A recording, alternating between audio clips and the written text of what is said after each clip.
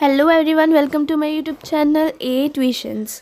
तो हमने अपना कॉस्टिंग में मटेरियल कॉस्टिंग चैप्टर स्टार्ट किया हुआ था, जिसमें ईओक्यू का कंसेप्ट देख लिया, स्टॉक लेवल्स का कंसेप्ट देख लिया था। अब इसमें नेक्स्ट कंसेप्ट है स्टोर्स लेजर का। हमारे मॉड्यूल में इसकी काफ़ी इलस्ट्रेशन दे रखे हैं, इलस्ट्रेशन 5 से लेके 11 तक इसी के ऊपर है। तो इसमें डिफरेंट मेथड्स पढ़ने वाले हैं वो सब। तो सबसे पहले स्टोर्स लेजर क्या होता है? Ledger which records inflows and outflows of the raw material, उसे हम कहते हैं स्टोर्स लेजर। मतलब कि आपका स्टोर्स डिपार्टमेंट है, इसमें आपका रॉ मटेरियल आया हुआ है, तो आप एक ऐसा लेजर अकाउंट बनाते हो जिसमें आप अपने इस मटेरियल का इनफ्लो आउटफ्लो वो सब रिकॉर्ड करते हो। अब उसे हम कहते हैं स्टोर्स लेजर। अब स्टोर लेजर मेंटेन करने के काफ़ी सारे मेथड होते हैं, जिसमें मेन मेथड है FIFO, LIFO, simple average and weighted average method. बाकी रेस्ट ऑफ द मेथड्स है, बहुत सारे मेथड्स हैं, मतलब जो मर्जी मेथड यूज़ करो, बट जो मेन मेथड्स हमने पढ़ने हैं वो ये वाले मेथड्स हैं हमारे पास स्टोर्स लेजर के। तो ये तो मैंने आपके लिए नोट्स बना दिए हैं रिवीजन करने के लिए। मैं आपको ये समझाऊंगी डायरेक्टली क्वेश्चन से, उससे ज़्यादा अच्छे से समझ आएगा आपको क्वेश्चन से। तो डायरेक्टली इसके क्वेश्चन बनाने ही हम स्टार्ट करते हैं। सबसे पहले हम देखेंगे इलस्ट्रेशन नंबर 5। क्या बोला है इसमें? Prepare a statement showing the pricing of issues on the basis of simple average and weighted average method from the following information pertaining to material D. Material D है, उसकी पूरी इन्फॉर्मेशन दे रखी है, कब इशू हुआ, कब आउटफ्लो, कब inflow, सब दे रखा है। आपको simple average method and weighted average method से स्टोर्स लेजर अकाउंट मेंटेन करना है। सबसे पहले हम करेंगे सिंपल एवरेज मेथड से स्टोर लेजर अकाउंट। तो इसका फॉर्मेट देखो कैसे बनता है, ऐसे बनाना है आपको इसका फॉर्मेट। ये देखो, यहाँ पे आपको लिखना डेट, यहाँ पे आपका आएगा रिसीट का कॉलम, यहाँ पे आपका आएगा इशू का कॉलम, और यहाँ पे आपका आएगा बैलेंस का कॉलम। ठीक है, quantity, rate, amount, quantity, rate, amount, यहाँ पे भी क्वांटिटी, रेट, अमाउंट। ठीक है, ऐसे आपको एक रिसीट डेट का कॉलम भी बनता है स्टोर्स लेजर अकाउंट में, फिर एक रिसीट का कॉलम बनता है, एक इशू का कॉलम बनता है, और एक कॉलम बनता है आपका बैलेंस का। अब हर कॉलम में आपको एक क्वांटिटी का कॉलम बनाना है, एक रेट का एंड एक अमाउंट का।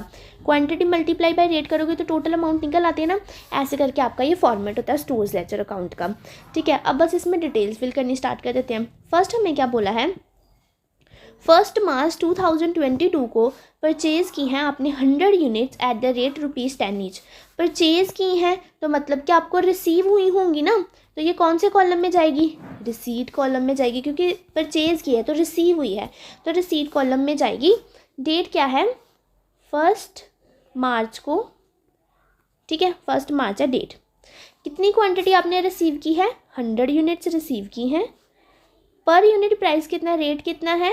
₹10। तो अमाउंट कितनी आ जाएगी आपकी? 1000 अमाउंट आ जाएगी। ठीक है, बस ऐसे करके आपको सारे कॉलम भरते जाने हैं। Next, purchase 2000 units at the rate ₹10.10 each. फिर से रिसीव हुई है आपको 200 यूनिट्स रिसीव हुई हैं 10.20 ईच की। 200 यूनिट्स हमें रिसीव हुई 10.20 ईच की, तो आपका अमाउंट कितनी आ जाएगी? 200 इंटू 10.20, 2040। डेट आप लिखते जाना यहाँ पे साथ साथ में, 2 मार्च को हुआ ये। नेक्स्ट उन्होंने क्या बोला? Issue 250 units to job X with mister MR number 12। अब आपने इशू की है 250 यूनिट्स, आपने किसी जॉब एक्स को इशू किए हैं। ये आपका स्टोर्स था, यहाँ पे आपको 2 बार यूनिट्स आई, एक बार 100 यूनिट्स आई, दूसरी बार 200 यूनिट्स आई। ठीक है, अब आपने ये कुछ यूनिट्स यहाँ से इशू कर दिए हैं। तो जब आपने इशू की हैं, ठीक है, अब ये देखो, ये आपका स्टोर्स है। ठीक है, यहाँ पे आपके पास सबसे पहले आई 100 यूनिट, उन 100 यूनिट का प्राइस था ₹10। फिर आपके पास है 200 यूनिट, उनका प्राइस था 10.20। अब आपने इन टोटल 300 यूनिट में से 250 यूनिट इशू कर दिए हैं, बट इन 250 यूनिट्स का प्राइस क्या है? बताया उन्होंने क्या प्राइस है इस 250 यूनिट का? क्या 10 वाली गई हैं या 10.20 वाली गई हैं? कौन सी वाली यूनिट्स गई हैं हमें नहीं पता है। तो यही तो हमें मेथड यूज़ करना है। तो इन्होंने इस केस में कौन सा मेथड लगाने को बोला है, सिंपल एवरेज मेथड। मतलब कि इशू के लिए हम क्या प्राइस यूज़ करेंगे, सिंपल एवरेज प्राइस यूज़ करेंगे। एवरेज कैसे निकलती है, इन दोनों प्राइस की एवरेज ले लेंगे, 10 प्लस 10.20 डिवाइडेड बाई 2, ऐसे ही एवरेज निकलेगी ना। तो ये आपकी निकल गई एवरेज। अब ये जो आपका अमाउंट आएगी ना, वो अमाउंट आप इशू के लिए ले लोगे। ठीक है, समझे। एक बार फिर से बताती हूँ। ये देखो, ये हमारा स्टोर है, यहाँ पे हमें एक बार 100 यूनिट्स आई हैं जिनका प्राइस है 10 रुपीज़। फिर हमें आई हैं 200 यूनिट्स आई हैं जिनका प्राइस है 10.20। अब हमें उन्होंने सिर्फ इतना बोला कि टोटल आपके 250 यूनिट्स इशू की गई हैं। हमें बताया कि कितना प्राइस है इन यूनिट्स का, नहीं बताया। तो अब हमें क्या पता कि इनमें से कौन सी वाली यूनिट्स, या 10 रुपीज़ वाली या 10.20, इन दोनों में से कौन सी वाली यूनिट्स इशू हुई है, नहीं पता है। तो इसीलिए हमने यहाँ पे उन्होंने हमें कौन सा मेथड लगाने को बोला, सिंपल एवरेज। तो सिंपल एवरेज मेथड लगाएंगे, एवरेज निकालेंगे 10 प्लस 10.20 डिवाइडेड बाई 2 करके एवरेज निकाल लेंगे। क्या एवरेज आती है, 10 प्लस 10.20 डिवाइडेड बाई 2, तो प्राइस आया आपका 10.1। तो इस प्राइस पे हम इशू कर देंगे इस बार। ठीक है, इस बार इशू कॉलम पे आ जाओ। कितनी यूनिट्स आपने इशू की हैं, 250 यूनिट्स आपने इशू की हैं। कितना प्राइस हमने लिया था, 10.1। ठीक है, अमाउंट क्या आ जाएगी, 2525 अमाउंट आ जाएगी। अच्छा, इसके साथ साथ ना आपको बैलेंस कॉलम भी अपडेट करना था, मैं बताना भूल गई। जैसे ये देखो, जैसे आपने फर्स्ट एंट्री डाली ना, उसके साथ साथ आपको बैलेंस कॉलम भी अपडेट करते जाना है। हर एंट्री के साथ बैलेंस कॉलम भी अपडेट करना है। फर्स्ट एंट्री डाली तो आपके पास अमाउंट आई है, तो बैलेंस कॉलम में लिख दो कितना है, बैलेंस कितना बचा आपके पास। यहाँ पे तो हम रिसीव और इशू लिख रहे हैं ना, यहाँ पे हमें लिखना है कि हमारे पास, हमारे हाथ में बैलेंस कितना बचा हुआ है। अभी 100 यूनिट्स आई हैं, तो 100 यूनिट्स बची हुई हैं ऑफकोर्स, तो बैलेंस आ जाएगा 100, प्राइस ये और ये आ जाएगा। देन उसके बाद हमें 200 यूनिट्स और आ गई। पहले से यूनिट 100 पड़ी थी, 200 यूनिट और आ गई। अब बैलेंस में कितना आ जाएगा, फिर 300 यूनिट आ जाएंगी। 300 यूनिट आ गई आपकी बैलेंस में टोटल। और अब देखो यहाँ पे प्राइस क्या लिखे, 300 यूनिट का प्राइस क्या लिखे, नहीं ना पता हमें 300 यूनिट का प्राइस क्या लिख सकते हैं, क्योंकि 10 है और 10.20 है, तो रेट लिखने की ज़रूरत ही नहीं है इस केस में। आप क्या करो, इसका और इसका टोटल करके लिख दो, क्योंकि बैलेंस में उतना ही आएगा ना। 1000 यूनिट थी, 1000 अमाउंट था पहले का, और सेकंड का था 2040 अमाउंट था। तो अभी देखो मैं क्या बोल रही हूँ कि पहले आपके पास थी 100 यूनिट्स, ठीक है। देन ना आपके पास और 200 यूनिट्स आई। अब यहाँ पे बैलेंस कॉलम में टोटल 300 यूनिट्स हो गई हैं। अब हमें 300 यूनिट्स में कुछ यूनिट्स का प्राइस है 10 और कुछ यूनिट्स का प्राइस है 10.20, तो यहाँ पे कोई एक रेट नहीं ना लिख पाएंगे। तो इसलिए बैलेंस कॉलम में कोई रेट नहीं लिखेंगे सिंपल एवरेज मेथड के केस में, डायरेक्टली अमाउंट लिख देंगे। अमाउंट कितनी लिखेंगे, 1000 पहले से थी और 2040 आ गई, 1000 प्लस 2040 कितनी आ जाएगी, 3040 आपकी आ जाएगी, 3040 आपकी आ जाएगी यहाँ पे बैलेंस कॉलम में अमाउंट। ठीक है, ठीक है। अभी जब इशू किया आपने, इशू कितनी तारीख को किया है, ये यहाँ पे डेट भी लिख लो, 5/3 को आपने इशू किया है। ठीक है, मैं यहाँ पे ना साथ साथ में लाइंस बनाती हूँ, वरना बड़ी कन्फ्यूजन हो जाएगी।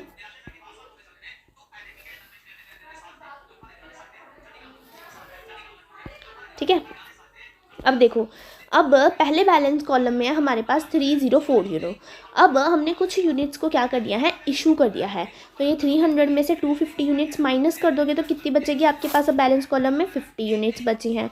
अब प्राइस वाला कॉलम तो हम लिखते नहीं है ना सिंपल एवरेज मेथड में, क्योंकि रेट तो हमें नहीं पता ना। अब ये जो 50 यूनिट्स बचे हैं इनका कौन सा रेट है हमें नहीं पता है, तो हम टोटल बैलेंस लिख देंगे। यहाँ पे 340 था, इसमें से इशू कर दिया 2525, 3040 में से हमने 2525 इशू कर दिया, कितना बचा 515, तो बैलेंस में डायरेक्टली अमाउंट लिख दो 515। समझे, इजी। अब आ जाओ नेक्स्ट पे, कहाँ पे पहुँचे थे हम ना, टिक लगा लेते हैं। हमने कितने कर लिया, ये कर लिया, ये कर लिया, ये भी कर लिया। अब नेक्स्ट है purchase 200 units at the rate 10.50 each. फिर से हमने यूनिट्स कुछ परचेज़ की हैं। अब 200 यूनिट्स हमने परचेज़ किए हैं, तो लिख दो रिसीट कॉलम में 200 यूनिट्स हमने परचेज़ की हैं। कितने की हैं, 10.50।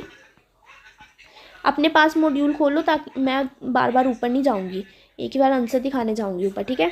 200 यूनिट्स थी, हमने इस बार परचेज़ किए हैं 10.50 की, तो अमाउंट कितनी आ गई 2100।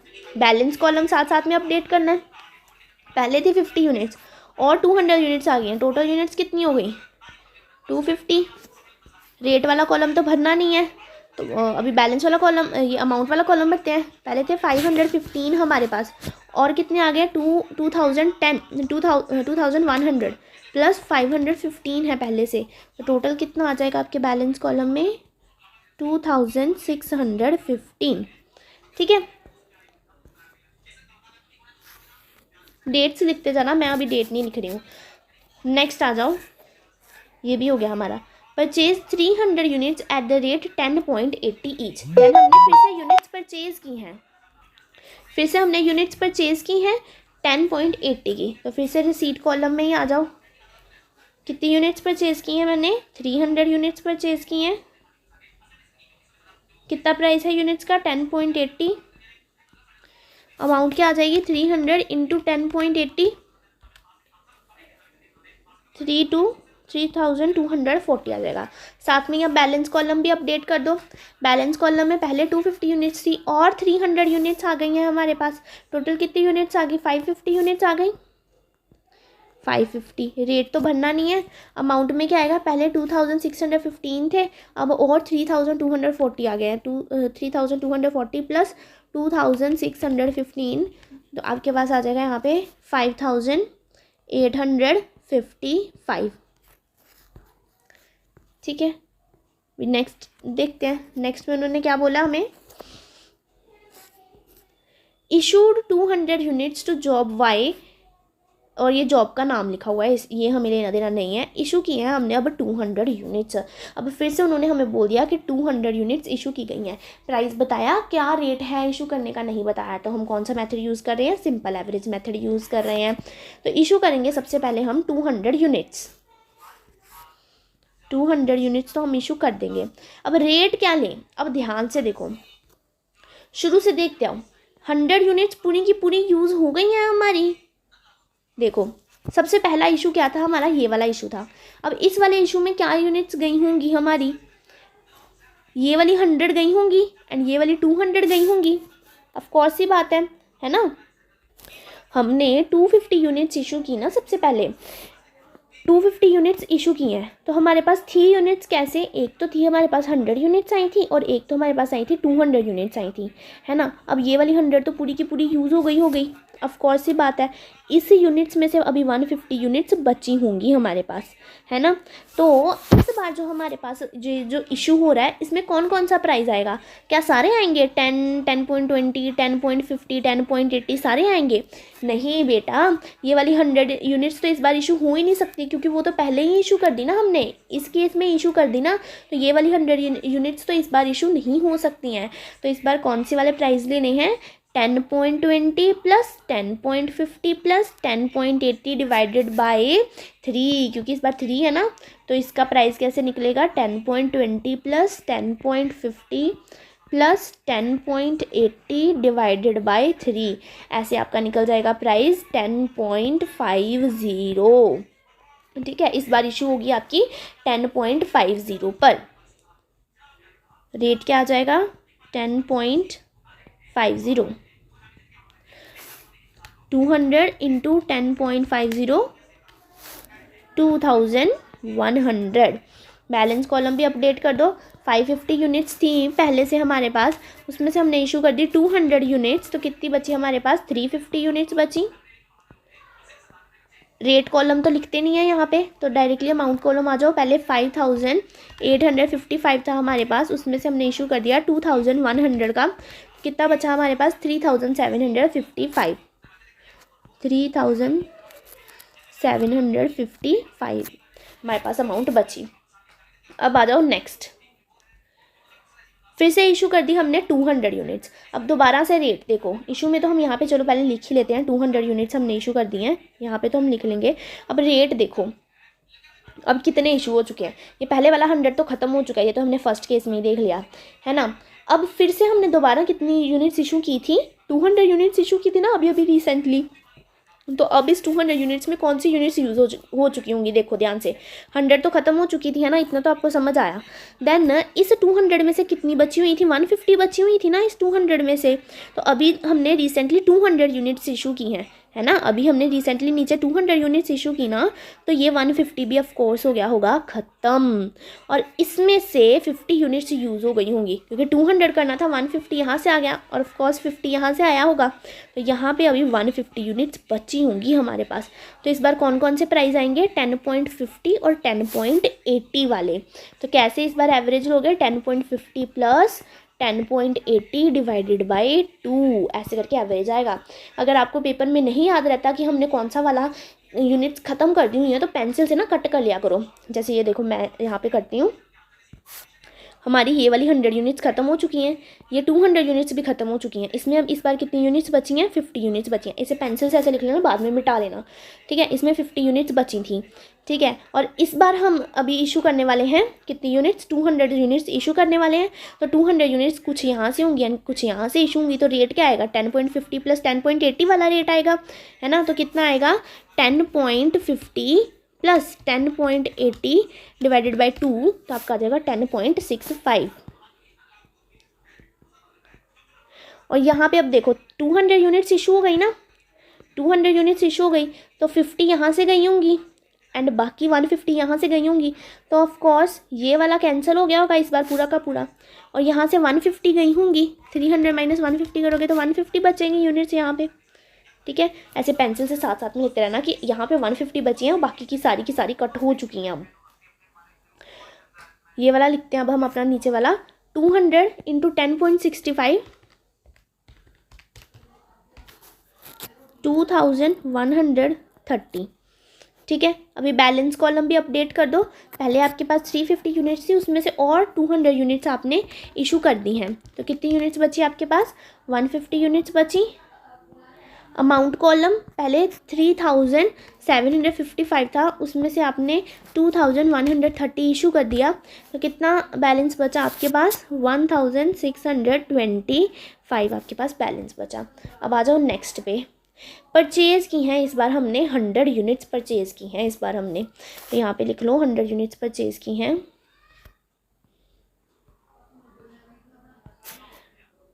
100 यूनिट्स परचेज़ की हैं हमने। क्या प्राइस है, 11 रुपीज़ ईच है।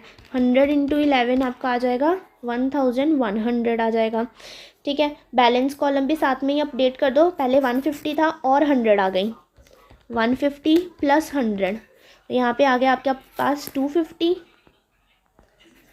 अमाउंट कॉलम भी देख लो, पहले 1625 था हमारे पास, और इस बार आपके पास और 1100 आ गया। ये आ जाएगा आपका 2725, ठीक है। नेक्स्ट चलते हैं फिर।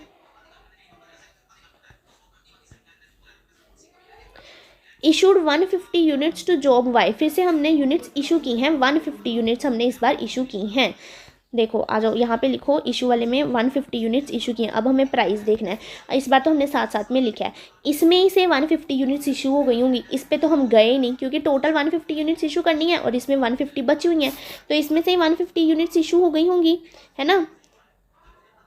पर नहीं, ऐसा नहीं करेंगे, इसमें से 150 नहीं लेंगे क्योंकि ये तो हमारे पास बचा हुआ है ना 150।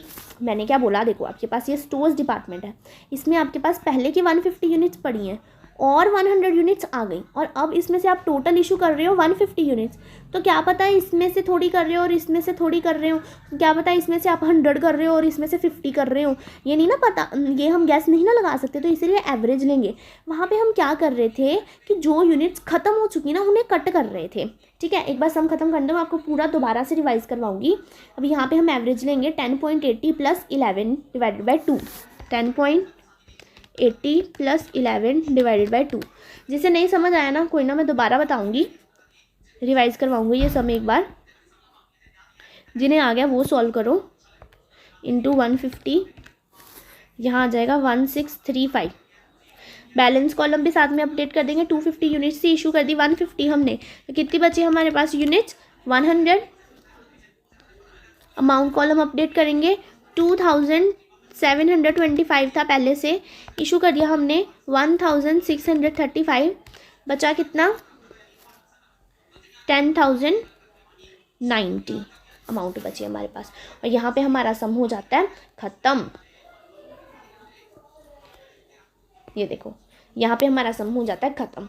ठीक है, अब एक बार फिर से देखते हैं हमने क्या किया आखिरकार इस पूरे सम में। सबसे पहले हमें बनाना था stores ledger account. Stores ledger account का फॉर्मेट तो हमें पता चल गया। यहाँ पे हम लाते हैं रिसीट कॉलम, यहाँ पे इशू कॉलम एंड यहाँ पे balance column.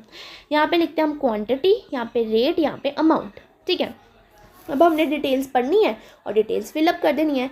Purchase 100 units at the rate ₹10 each. सबसे पहले उन्होंने 100 यूनिट्स परचेज़ की हैं ₹10 ईच की। तो जब यूनिट्स परचेज़ की हैं तो मतलब हमें यूनिट्स रिसीव हुई होंगी, तो हमने यहाँ पे लिख दिया 100। ₹10 की थी ईच, तो अमाउंट कितनी आ गई 1000। तो साथ साथ में जैसे जैसे हम यहाँ पे भरते जाते हैं ना, रिसीट हुआ या इशू हुआ है, साथ साथ में हमें अपना बैलेंस कॉलम भी अपडेट करना होता है, इस बात का ख्याल रखना। तो हमें 100 यूनिट्स रिसीव हुई हैं, बैलेंस हमारे पास कितना है 100 यूनिट्स ही बची हुई हैं। ठीक है, नेक्स्ट फिर से हमने परचेज़ की 200 units at the rate 10.20 each. तो यहाँ पे लिख लिया 200 यूनिट्स परचेज़ की, 10.20 प्राइस था, अमाउंट आ गई 2040। अब बैलेंस कॉलम अपडेट करो। पहले 100 यूनिट्स पड़ी हुई थी और हमने खरीद ली 200 यूनिट्स, तो हमारे पास क्वांटिटी कितनी होगी 300 यूनिट्स आ गई। अब देखो, अब हमने यहाँ पे रेट क्यों नहीं लिखे हैं। अब देखो हमारे पास पहले थी कुछ यूनिट है हमारे पास, जो टोटल 300 यूनिट है, इसमें कुछ है ₹10 की और कुछ है 10.20 की। तो यहाँ पे कौन सा रेट लिखते तो ये दिक्कत आ जाती, तो इसीलिए हमने यहाँ पे कोई रेट लिखा ही नहीं है। तो हमने कुछ रेट नहीं लिखा, डायरेक्टली हमने अमाउंट लिख दिया है। कैसे अमाउंट लिखी, पहले 1000 पड़ा हुआ था और 2040 आ गया, प्लस करके लिख दिया 3040। नेक्स्ट हमने क्या किया है, इशू की हैं 250 यूनिट्स। अब यहाँ पे कहानी शुरू हुई थी, यहाँ पे था हमारे पास एक स्टोर्स डिपार्टमेंट जिसमें हमारे पास कुछ 100 यूनिट्स थी एंड कुछ 200 यूनिट्स थी हमारे पास। कुछ यूनिट्स का प्राइस था ₹10 एंड कुछ यूनिट्स का प्राइस था ₹10.20। तो हमने जब देखा कि हमने 250 यूनिट्स इशू की हैं, तो हमें ये तो डाउट आ गया कि हमने इन दोनों में से कौन सी वाली यूनिट्स इशू की होंगी, ₹10 वाली या 10.20 वाली।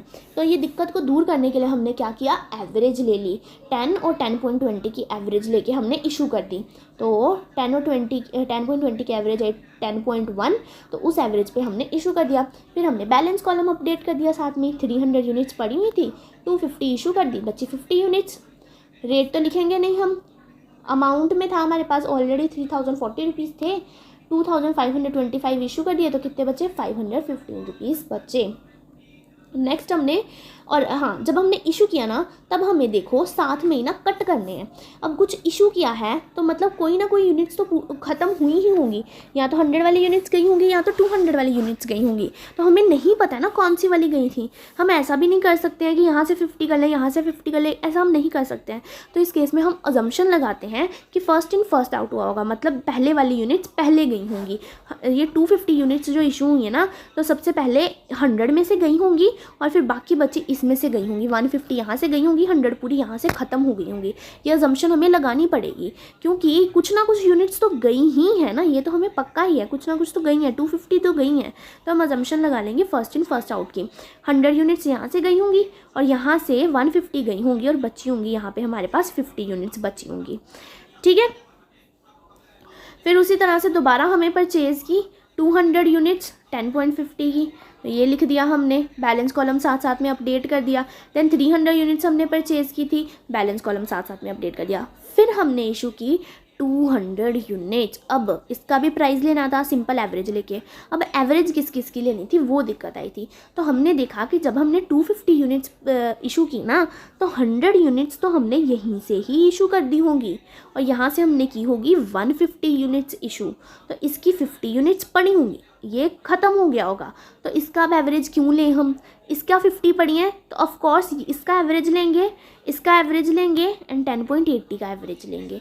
उसका हमने एवरेज लिया था फिर। ठीक है, फिर हमारे पास 100 यूनिट्स आई थी और उसके साथ हमने बैलेंस कॉलम अपडेट कर लिया। फिर हमने 150 यूनिट्स इशू की। यहाँ पे सबसे पहले हमने 200 यूनिट्स इशू की थी। ठीक है, बस ऐसे ही आपको रिसीव होना है एंड आपने इशू कर देना है। इशू करते टाइम ही आपको दिक्कत आएगी कि आपको कौन सा रेट लेना है, उसके लिए ही आपके डिफरेंट मेथड होते हैं। सबसे पहला हमने मेथड देख लिया अपना सिंपल एवरेज मेथड। अभी हमने जो क्वेश्चन अपना सिंपल एवरेज मेथड से किया ना, अब हम वही same question weighted average method से सॉल्व करके देखेंगे। ठीक है, वैसे यह सब कुछ आपका जो फॉर्मेट है वो ऐसे का ऐसे ही फॉर्मेट बनेगा, वैसे का वैसे फॉर्मेट। बस अभी ना इसमें जो हमारे इशू का रेट था ना वो चेंज होने वाला है। तो वो कैसे आने वाला है, सबसे पहले तो आपकी परचेज़ की अमाउंट्स हैं, दोनों परचेज़ के आइटम है वो तो सेम ही रहने वाली है। तो परचेज़ के आइटम्स डाल लेते हैं। 100 यूनिट्स इसमें परचेज़ की हैं,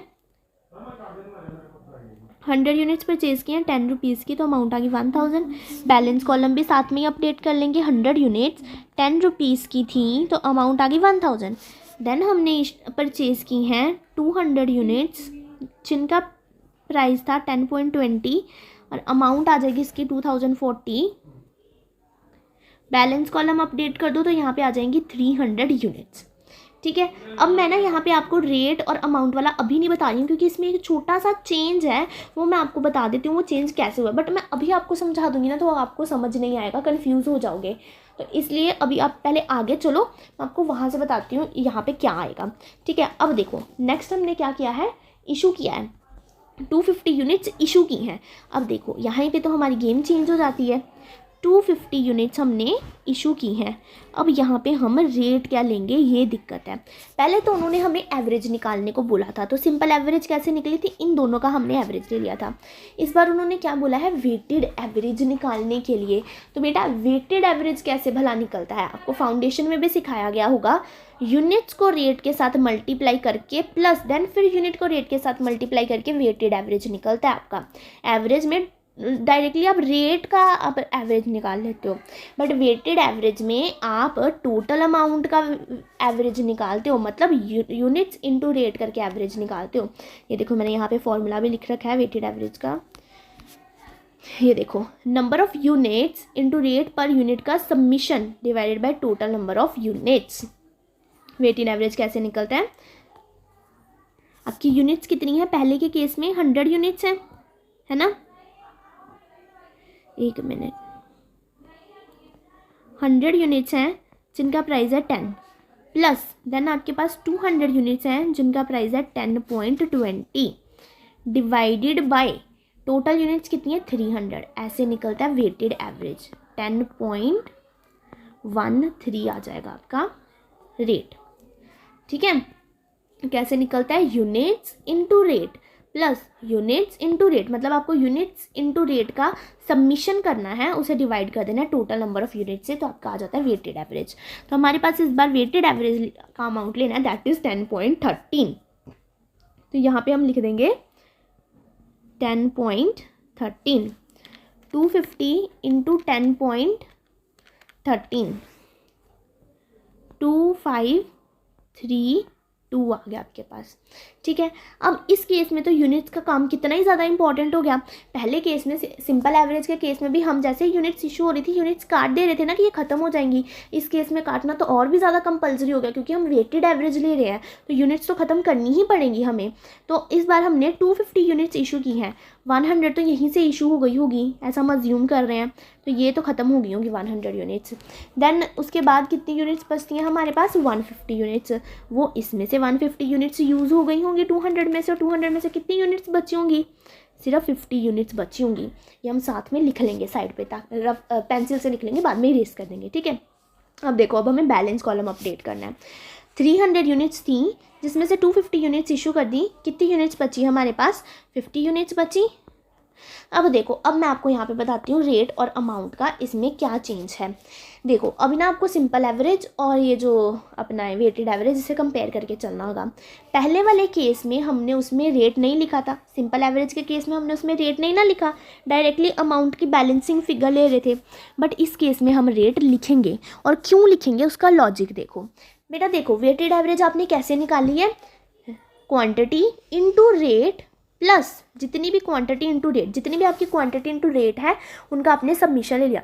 मतलब आपने 1000 प्लस 2040 किया ना, यही किया ना आपने, क्वांटिटी इंटू रेट का सबमिशन लिया, मतलब आपने इस अमाउंट का टोटल लिया और इसे डिवाइड कैसे कर दिया, टोटल नंबर ऑफ यूनिट्स, यानी कि 300 से आपने उसे डिवाइड कर दिया, है ना। तो आपका कितना आया था, 10.13 आपका प्राइस आया था।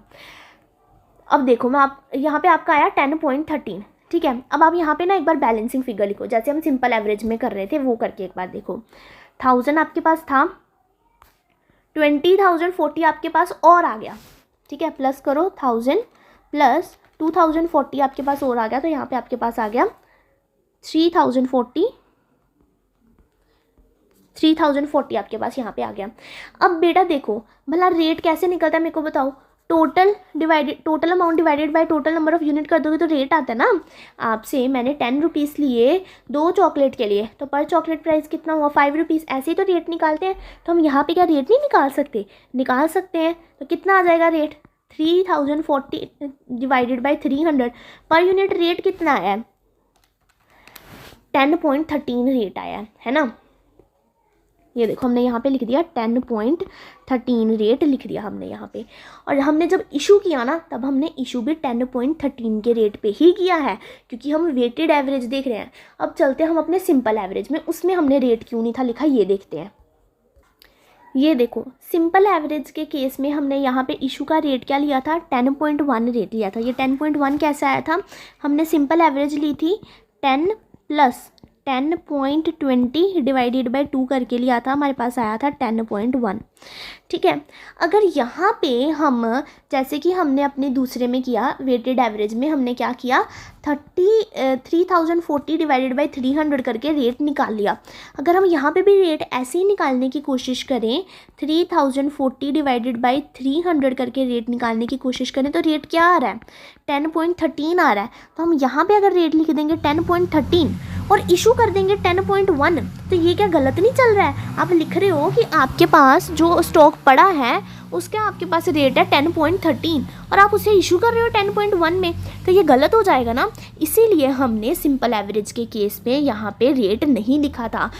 वेटेड एवरेज में भी रेट कैसे निकाल रहे हैं? हम इसे डिवाइड करके रेट निकाल रहे हैं, पर वेटेड एवरेज में हम रेट इसलिए लिख रहे हैं क्योंकि आपका इशू का रेट और इसका रेट सेम आएगा। क्यों सेम आएगा मैंने आपको लॉजिक बता दिया, और मैंने ये भी अब आपको लॉजिक बता दिया कि इस केस में हमने रेट क्यों नहीं लिखा। आई होप आपको भी ये दोनों कंसेप्ट क्रिस्टल क्लियर हो गए होंगे। तो चलते हैं वापस अपने वो वेटेड एवरेज पे। तो अभी आपका डाउट क्लियर रहेगा कि वेटेड एवरेज में हमने क्यों रेट वाला कॉलम लिखा है और सिंपल एवरेज में क्यों नहीं लिखा है। ठीक है। अब मैं आपको एक तरीका बताऊं वेटेड एवरेज का। हम जो इतनी मेहनत कर रहे हैं यहाँ पे वेटेड एवरेज निकाल रहे हैं पूरा, फिर उसके बाद 10.13 रेट ले रहे हैं, हम यहाँ से भी तो ले सकते हैं ना डायरेक्टली 10.13 रेट। देखो मैंने क्या किया, यहाँ पे 3040 100 यूनिट्स पहले की थी और 200 यूनिट्स आई, 300 यूनिट्स हो गई टोटल। अमाउंट का मैंने क्या किया 1000 पहले से था और 2040 आया 3040 हुआ है ना। अब मैंने total amount divided by total units किया तो मेरे पास रेट आ गया 10.13। तो यही तो 10.13 मैंने इशू के लिए यूज़ किया है। तो इतना तामझाम करने से अच्छा पूरा ध्यान रखूँगी कितनी यूनिट्स कट गई, यहाँ पे कितनी बची, मैं डायरेक्टली ये बैलेंसिंग फिगर इनका लेके इशू कर दूँगी ना। इतना सब करने की ज़रूरत ही नहीं है ना। करना चाहो तो आप वेटेड एवरेज भी निकाल सकते हो, मैंने आपको कंसेप्ट समझा दिया, बट पेपर में इतना टाइम नहीं होता ना, तो हम ये शॉर्टकट यूज़ करेंगे। ठीक है। अब आपको कंसेप्ट पता है तो आपको ये शॉर्टकट भी दिमाग में रहेगा। ऐसे ना अगर मैं डायरेक्टली आपको बता देती कि यहाँ पे आपको बैलेंसिंग फिगर लेके इशू कर देना है, तो आपको डाउट पूरा मतलब कुछ समझ नहीं आता, पूरा कंफ्यूज हो जाता है कि सिंपल एवरेज में क्यों नहीं बैलेंसिंग फिगर ली, यहाँ पे क्यों बैलेंसिंग फिगर ली है, तो ये बात दिमाग में याद भी नहीं रहती। बट अभी आपको ये याद रहेगी। ठीक है। तो अभी हम ना शॉर्टकट से ही करेंगे, यहाँ से बैलेंसिंग फिगर अपना ना रेट लेके उसी से इशू कर देंगे। ठीक है। काम आसान करेंगे। अब हमने कितना कर लिया, 3 कर लिया हमने, 1 2 3 कर लिए। अब नेक्स्ट है purchase 200 units at the rate 10.50 each. हमने यूनिट्स परचेज की हैं, फिर से 200 यूनिट्स परचेज की हैं 10.50 की, 200 यूनिट्स परचेज की हैं 10.50 की, 200 इंटू 10.50 2100। बैलेंस अमाउंट अपडेट कर दो, 50 प्लस 250 आ गया 250।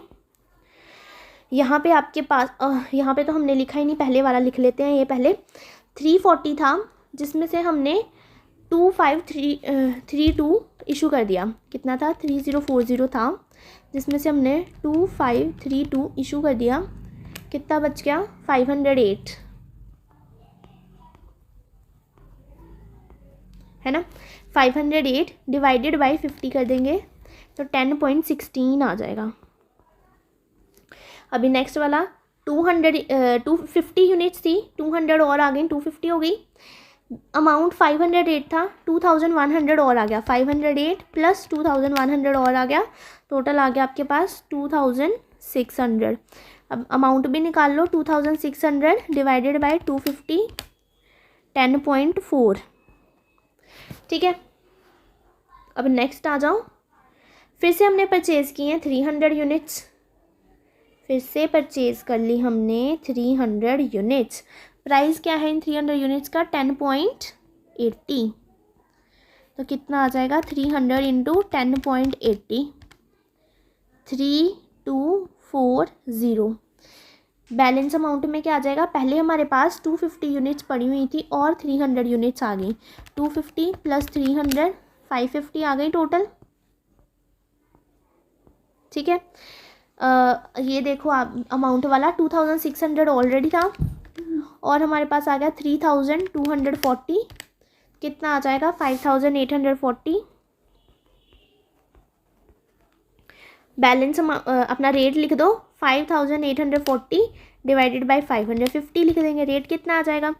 10.61 रेट भी आ गया हमारा। इस बार साथ साथ में ही हमारा रेट चल रहा है।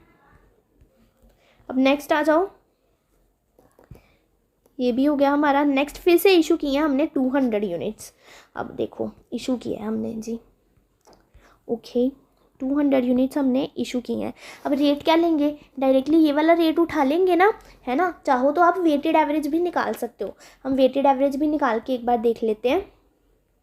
देखो एक मिनट में इसे थोड़ा ना छोटा करती हूँ, दिख तो रहा ही होगा आपको, है ना? ठीक है, रुको, हाँ अब ठीक है। हम ऐसा करते हैं, वेटेड एवरेज भी निकाल ही लेते हैं एक बार, फिर हम बैलेंस भी ले लेंगे। इससे आपको फिर से एक बार, जिनको नहीं भी समझ आया, एक बार उनका और प्रैक्टिस हो जाएगी, उन्हें समझ आ जाएगा। देखो वेटेड एवरेज कैसे निकालते हैं? यूनिट्स इनटू रेट करना है आपको, टोटल अमाउंट लेनी है, उसे डिवाइड करना है टोटल नंबर ऑफ यूनिट्स, ऐसे निकलती है वेटेड एवरेज। तो पहली वाली 100 यूनिट्स तो ख़त्म हो चुकी हैं, इन 200 में से सिर्फ 50 यूनिट्स बची हुई हैं। अब जो हमने इशू करना है वो करनी है 200 यूनिट्स। अब इन 200 यूनिट्स में कौन सी होंगी? ये 50 यूनिट्स होंगी। तो वेटेड एवरेज कैसे आएगा? 50 इंटू 200 प्लस ये वाली 200 यूनिट्स होंगी, 200 इंटू 10.50 प्लस ये वाली 300 यूनिट्स होंगी, 300 इंटू 10.80। ठीक है, divided by total number of units कर लो। कितनी है आपके पास टोटल नंबर ऑफ यूनिट्स? 50, ये 200 प्लस 300 करके देख लो कितना आ रहा है। ये देखो मैंने ना वीडियो पॉज करके कैलकुलेशन कर ली ताकि वीडियो की ड्यूरेशन ना बढ़े। तो कितनी आपका आया यहाँ पे वेटेड एवरेज करके? 10.63 ही आया आपका वेटेड एवरेज करके। और बैलेंस कितना आ रहा था? अगर आप वो रेट लो अपना बैलेंस अमाउंट का, तो कितना आ रहा था? ये 10.61 आ रहा था। तो दोनों में कुछ डिफरेंस है, ये पॉइंट्स का डिफरेंस है। यहाँ पे 61 आ रहा है, यहाँ पे 63 आ रहा है। ये कोई इतना डिफरेंस नहीं है, ये छोटा सा डिफरेंस आपका चलेगा। ठीक है, चाहे तो आप इतना बड़ा इतना सारा करके ले लो, चाहे तो आप छोटा सा करो, यहाँ से बैलेंसिंग फिगर उठाओ ये वाली और इससे कर लो। अब मर्जी है आपकी कौन से वाले तरीके से आपको करना है। ठीक है, तो हम देखते हैं, हम यहीं से उठाएंगे 10.61। अब मैं आपको शॉर्टकट से ही बताऊंगी। 10.61 200 इंटू 10.61 2122। बैलेंस वाला कॉलम भी कर लो अपडेट। 550 यूनिट्स थी पहले की, 200 और 200 इशू हो गई। 550 में से 200 माइनस कर दो तो कितना आ जाएगा? 350। देन आपके पास अमाउंट में था 5840, जिसमें से आपने यूज़ कर लिया 2122। कितनी अमाउंट आ गई? 3000, और ये चल रहा 3718। ठीक है, अब यहाँ पे आप अपनी रेट भी लिख लो। रेट कैसे आ जाएगा आपका?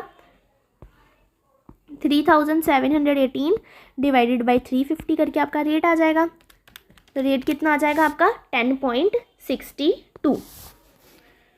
10.62 आपका आ गया रेट। ठीक है, पेन चल नहीं रहा है थोड़ा सा, हाँ चलो ठीक है। अब नेक्स्ट फिर से इशू दिया हुआ है हमें, इशू किया है हमने 200 यूनिट्स इस बार हमने इशू की हैं। फिर से हम वही काम करते हैं सारा अपना। 200 यूनिट्स इशू हुई हैं, रेट कितना आएगा? यहीं से उठा लेंगे 10.62। 200 इंटू 10.62 कितना आ जाएगा 2124। बैलेंस कॉलम भी अपडेट कर दो, पहले 350 यूनिट्स थी और 200 यूनिट्स इशू हो गई। 350 यूनिट्स में से 200 यूनिट्स इशू कर दी, कितना बचा 150। अमाउंट में था 3718 जिसमें से हमने यूज़ कर लिया 2124, बचा कितना 1594। रेट लिख लो 1594 डिवाइडेड बाई 150, रेट कितना आ गया आपका 10.62। 10.62 आपका आ गया रेट। ठीक है, नेक्स्ट फिर आपने क्या किया, परचेज़ की है 100 यूनिट्स की, तो परचेज़ अब लिख लेते हैं, सिंपल है ना। अब 100 यूनिट्स की परचेज़ की हैं, कितने की हैं आपकी 11 रुपीज़ की। 100 इंटू 11 कर लो तो कितना आ जाएगा 1100 आ जाएगा। बैलेंस कॉलम भी अपडेट कर लो, 150 यूनिट्स पहले थी और 100 यूनिट्स आ गई तो आपकी हो गई यहाँ पे 250 यूनिट्स। अमाउंट में क्या आएगा आपका 1594 प्लस 1100 कितना आ जाएगा 2694। रेट भी लिख लो, रेट आ जाएगा 10.77 आपका रेट आ जाएगा।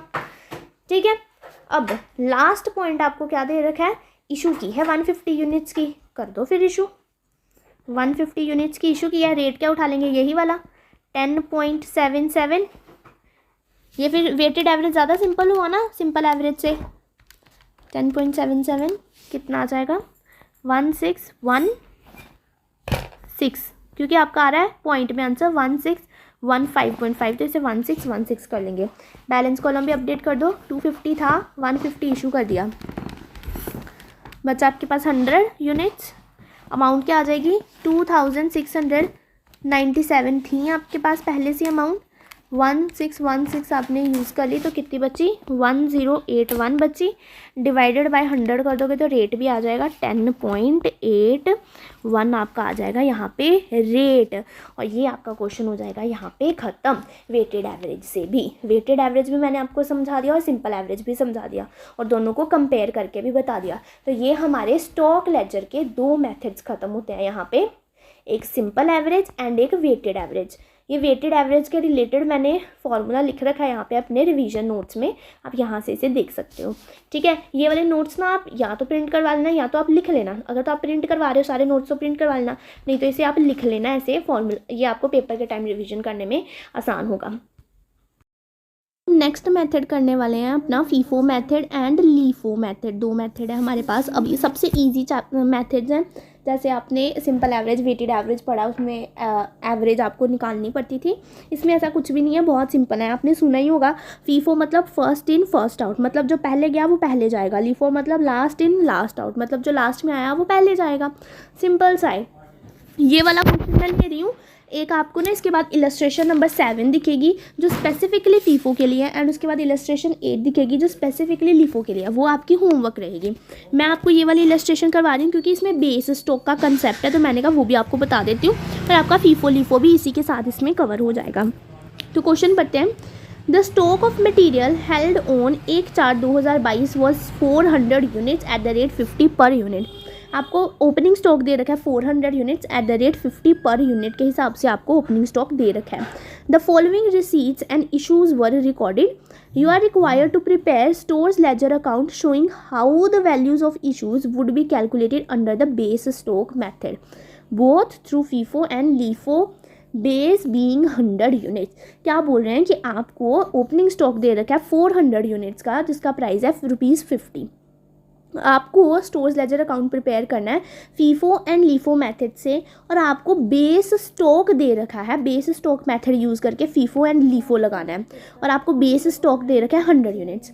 अब बेस स्टॉक मतलब कि आप ना वो इमरजेंसी स्टॉक रखते हो कि बाई चांस अगर हमारा स्टॉक शॉर्ट पड़ जाए तो वो स्टॉक हम यूज़ कर सकें, तो वो स्टॉक को आप नहीं छेड़ते हो, वो स्टॉक को आप वैसे के वैसे ही रख देते हो। तो आपके पास है 100 यूनिट्स बेस स्टॉक में, मतलब कि ये 100 यूनिट्स आप अपने पूरे स्टॉक लेजर अकाउंट में नहीं छेड़ने वाले, इसे वैसे का वैसे लिख दोगे। तो सबसे पहले तो आपके पास ओपनिंग स्टॉक है, सबसे पहले तो ओपनिंग स्टॉक लिखते हैं 400 यूनिट्स हैं। अब इन 400 यूनिट्स में से ना 400 यूनिट्स में से 100 यूनिट्स तो हमारी बेस स्टॉक है, तो मतलब कि 100 यूनिट्स हमें अलग से लिखनी है और 300 यूनिट्स हमें अलग से लिखनी है। सबसे पहले हम ओपनिंग स्टॉक लिखते हैं। अब ओपनिंग स्टॉक रिसीट में जाएगा कि इशू में जाएगा? दोनों में से किसी में भी नहीं जाएगा, ओपनिंग स्टॉक बैलेंस अमाउंट में जाएगा। ठीक है, कितनी यूनिट्स हैं? सबसे पहले तो बेस स्टॉक की यूनिट्स लिख लो 100 यूनिट्स, क्योंकि हम उसे नहीं छेड़ने वाले हैं। ₹50, और उसके बाद बाकी यूनिट्स हैं 300 यूनिट्स 50 रुपीज़ की। ठीक है, ऐसे लिखेंगे। यहाँ पे आ जाएगा 5000 एंड यहाँ पे आ जाएगा 15,000 आ जाएगा आपका। ओके,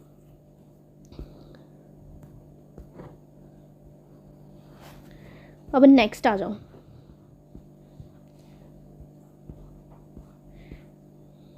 ये देखो, नेक्स्ट है आपने इशू की है 400 नहीं, पहले वाला सबसे पहले देखेंगे ना, फर्स्ट वाला। ये हमने ओपनिंग स्टॉक लिख लिया। अब नेक्स्ट आ जाओ, आपने परचेज़ की हैं 100 यूनिट्स एट द रेट 55 पर यूनिट्स। 100 यूनिट्स आपने परचेज़ की हैं, तो यहाँ पे लिख लो 100 यूनिट्स हमें रिसीव हुई हैं। प्राइस कितना है? 55। अमाउंट कितनी आ जाएगी? 5500। बैलेंस कॉलम को अपडेट कर लो। अब बैलेंस कॉलम में आपके पास यहाँ पे हैं 100 यूनिट्स, 300 यूनिट्स एंड और आगे 100 यूनिट्स। इन 100 यूनिट्स को ना अलग ही लिखना। अब फीफो एंड लीफो मेथड में ना आपको सारी यूनिट्स को अलग अलग ही लिखना है। पहले जो हमने किया वेटेड एवरेज या एवरेज सिंपल एवरेज मेथड, उसमें क्या किया था, हमने एक साथ लिख दिया था ना। जैसे देखो 100 थी और 200 आई, तो हमने यहाँ पे 300 मिला के लिख दिया था। पर फीफो लीफो मेथड में हमें ऐसे नहीं लिखना है, सब कुछ अलग अलग लिखना होता है। क्यों लिखना होता है वो आपको आगे जाके समझ आएगा। मैं जब इशू वाला आएगा ना तब मैं आपको समझाऊंगी अलग अलग क्यों लिखना है। अभी हम बस अलग अलग लिख देते हैं। 100 यूनिट्स थी 50 वाली, 300 यूनिट्स थी 50 वाली, और आ गई आपके पास 100 यूनिट्स 55 वाली। अमाउंट भी लिख दो, यहाँ पे 5000, यहाँ पे 15,000, यहाँ पे 5500। ठीक है,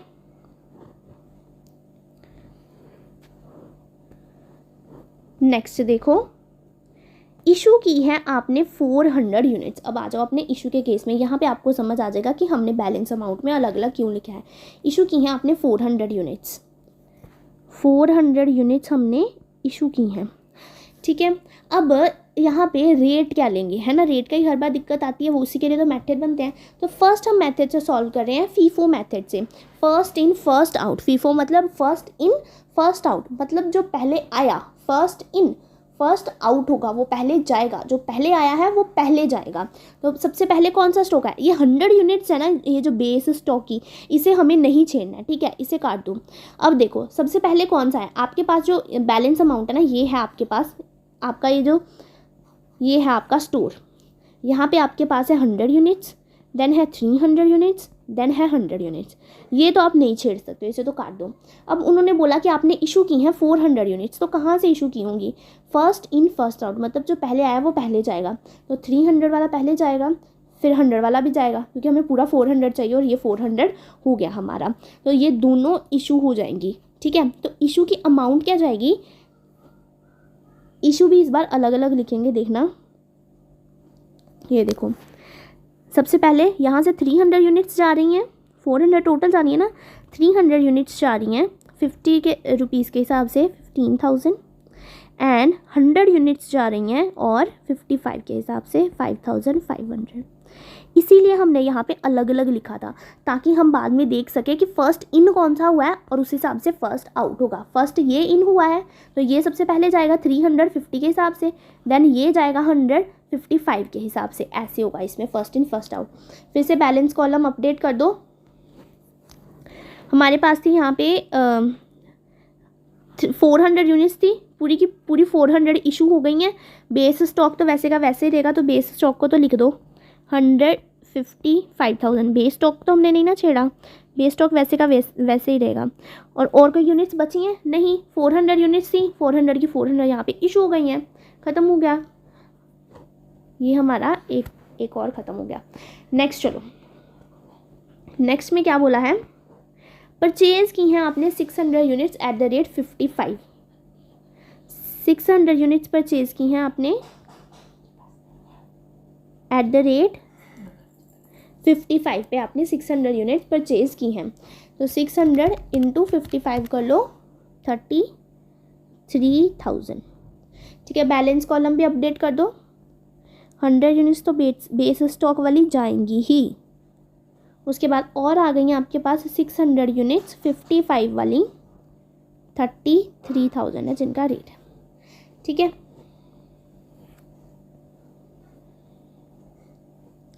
नेक्स्ट फिर आपने इशू की हैं 400 यूनिट्स, फिर हमने इशू कर दी 400 यूनिट्स। अब इसका क्या रेट जाएगा, बेस स्टॉक वाली तो हमें नहीं छेड़नी है। अब 600 यूनिट्स ही हमारे पास पड़ी हैं तो ऑफ कोर्स इसी में से ही जाएगा 400 के लिए। ठीक है, तो कितने रेट से जाएंगी, 55 के रेट से हिसाब से जाएंगी। 400 इंटू 55 कितना आ जाएगा, 22,000। अब देखो यहाँ पे ना आपको ना पेंसिल से लिख लेना है, आपकी 600 यूनिट्स में से 400 इशू हो गई ना। अब 600 में से 400 इशू हो गई हैं तो आपके पास कितनी यूनिट्स बची हैं, 200 यूनिट्स बची हैं। ये ना आप पेंसिल से लिख लेना ताकि जब हम आगे इशू करें ना तो हमें ख्याल में रहे कि इसमें से सिर्फ 200 यूनिट्स ही बची हुई हैं, 400 इशू हो चुकी हैं। ठीक है, तो ये पेंसिल से आप लिख लेना, बाद में मिटा लेना। बैलेंस कॉलम अपडेट कर लेते हैं। बेस स्टॉक वाला तो वैसे का वैसे ही आ जाएगा, एक मिनट। बेस स्टॉक वाला तो वैसे का वैसे आ जाएगा, 150 का रेट 5,000। देन आपके पास अब यूनिट्स कितनी बची हैं, 200 यूनिट्स बची हैं। अगर आप यहाँ पे नहीं भी लिखते ना तो भी चलेगा, है ना, क्योंकि हमने वहाँ पे बैलेंस कॉलम में तो लिखना ही है। ठीक है, तो यहाँ पे इसे वैसे का वैसे ही रहने देते हैं 600। बैलेंस कॉलम से पता चल जाएगा हमें, तो उसमें तो अलग अलग करके लिख ही रहे हैं। ठीक है, समझ रहे हो ना। तो यहाँ पे आ जाएगा 200 यूनिट्स बची हैं, 600 में से 400 यूनिट्स यूज़ हो गई हैं, तो 55 के रेट के हिसाब से 200 इंटू 55 11,000। ठीक है, बहुत ही सिंपल है फीफो और लीफो मेथड।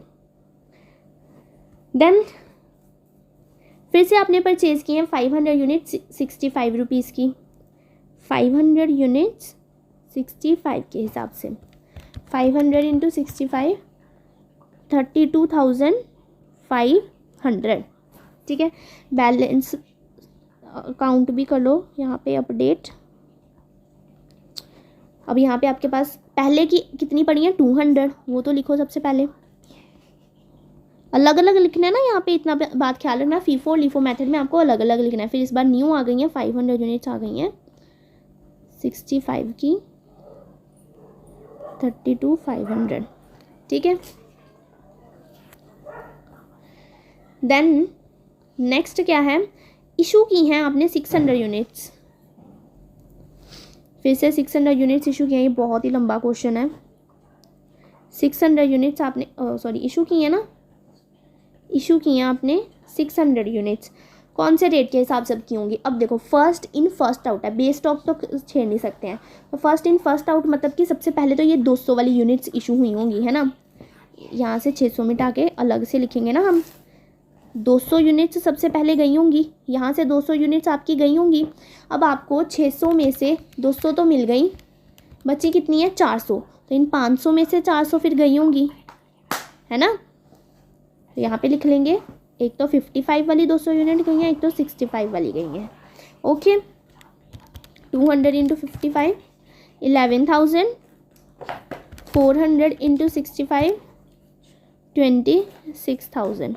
बैलेंस कॉलम भी अपडेट कर लो। 100 यूनिट्स तो बेस स्टॉक वाली हैं। देन ये 200 तो पूरी की पूरी यूज़ हो गई हैं। ये 500 में से कितनी बची हैं, अब सिर्फ 100 बची हैं, है ना, 65 के लिए। तो यहाँ पे आ जाएगा 6500, यहाँ पे आ जाएगा 5000। ठीक है, समझ आ रहा होगा आई होप आपको, बहुत ही इजी कंसेप्ट है। नेक्स्ट फिर से आपने परचेज़ की हैं 800 units at the rate 70। Purchase की हैं 800 units at the rate 70। 800 into 70 56,000। Balance column update कर लो। बेस स्टॉक वाली 100 यूनिट्स तो आएंगी ही। देन 800 यूनिट्स 70 के हिसाब से आई हैं हमारे पास 56,000 की। ठीक है, 56,000 की। ठीक है,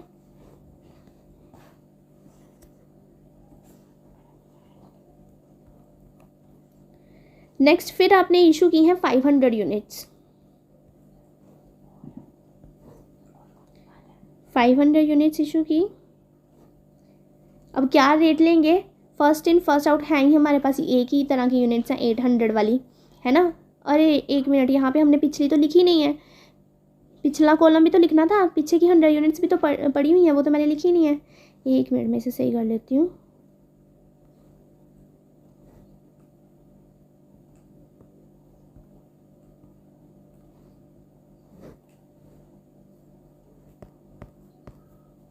ये ना आपको भी ध्यान रखना है, भूल जाता होता है कि ये तो बेस स्टॉक वाली 100 यूनिट्स तो लिखनी है, ये पहले की भी 100 यूनिट्स तो पड़ी हुई है ना, मैंने सिर्फ 800 लिख दी इस बार वाली, पहले की भी तो 100 यूनिट्स पड़ी हैं मेरे पास।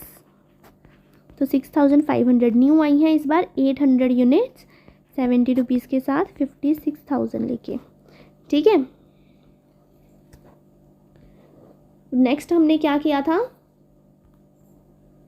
इशू की थी 500 यूनिट्स इशू की थी, है ना। तो इशू कर देंगे 500 यूनिट्स।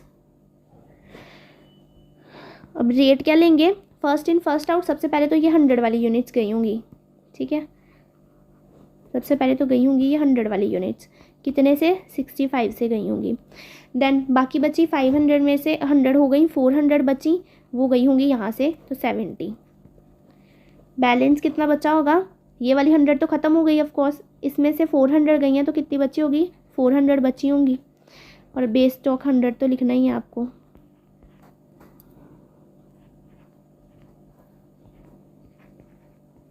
ठीक है।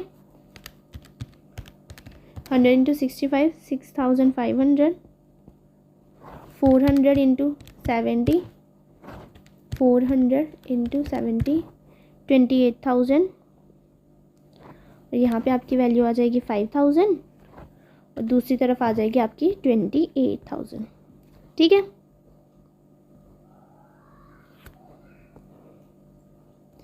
फिर क्या हुआ है,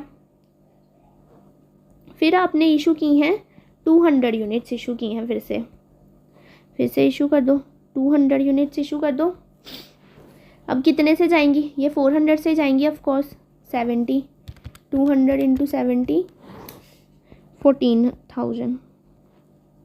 अब यहाँ पे आपका बैलेंस कितना बचा, 100 तो है ही है आपकी बेस स्टॉक वाली, देन आपके 400 में से 200 यूज़ हो गई, बची कितनी 200 बची, 200 इंटू 70 ऑफ कोर्स 14,000, ठीक है।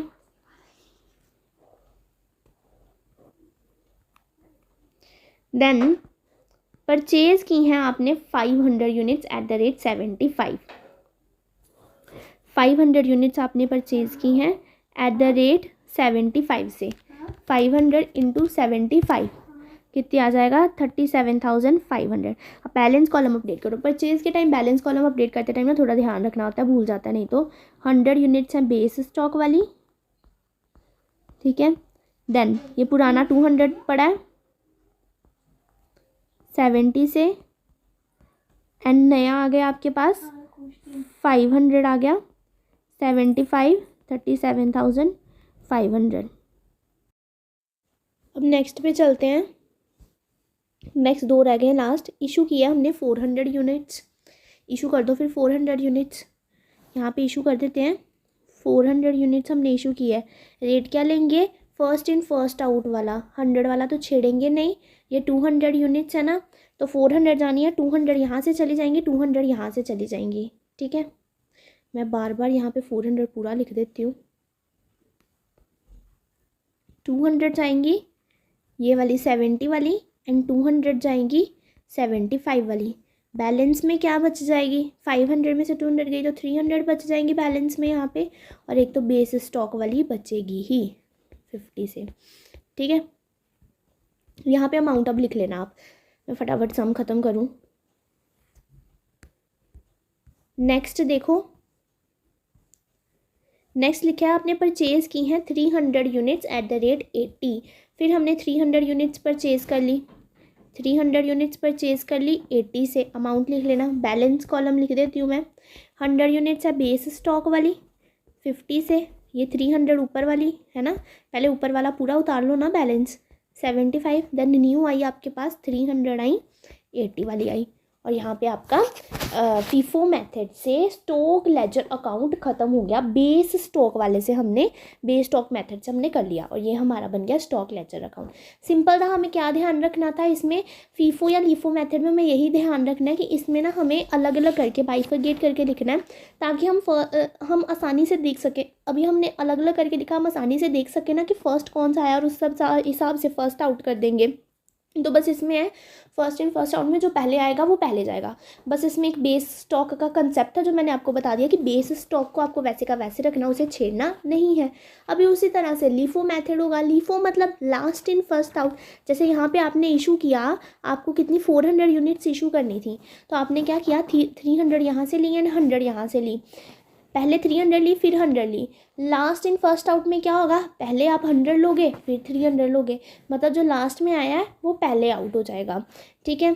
और जैसे यहाँ पे आपने 400 यूनिट्स इशू करनी थी, तो आपके पास बेस स्टॉक था 100 और दूसरी थी 600। बेस स्टॉक तो छेड़ना ही नहीं है, तो 600 तो फिर यही 600 में से डायरेक्टली 400 चली जाएगी।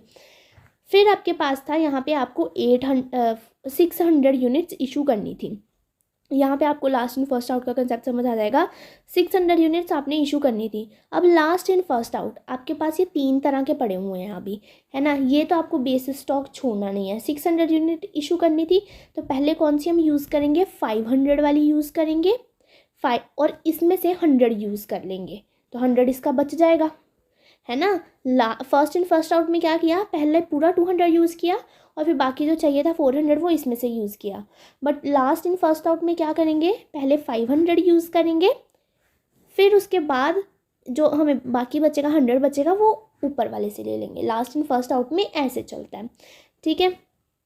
और जैसे यहाँ पे आपको 300 यूनिट्स इशू करनी थी, तो कैसे लेंगे, सबसे पहले इसी 800 में से ही 300 ले लेंगे। इस 100 को छेड़ने की ज़रूरत ही नहीं पड़ेगी। जिसको तो समझ आ गया वेल एंड गुड है। खुद इस सम को लीफो मेथड से सॉल्व करके देखो। जिसको नहीं समझ आया तो मैं करवाती हूँ अभी। अब हम अपना यही वाला सम लीफो मेथड से सॉल्व करके देखेंगे। ठीक है। लीफो मेथड मैंने आपको बता दिया कैसे सॉल्व होगा, बस एक बार मैं करके बता देती हूँ आपको, ताकि आपको कोई डाउट ना आए। किसी को अगर डाउट हो भी तो वो क्लियर हो जाएगा। ठीक है। तो सबसे पहले हमें उन्होंने क्या बताया, बेस स्टॉक वाला कंसेप्ट तो वैसे का वैसे रहेगा। तो सबसे पहले ओपनिंग स्टॉक ही लिख लेते हैं हम। यहाँ पे आएंगी आपकी 100 यूनिट्स बेस स्टॉक की, वो तो वैसे की वैसी रहेंगी, तो यहाँ पे 5000 आ जाएगा। देन यहाँ पे आपके पास आएंगी नेक्स्ट 300 यूनिट्स, है ना। 300 इंटू 50,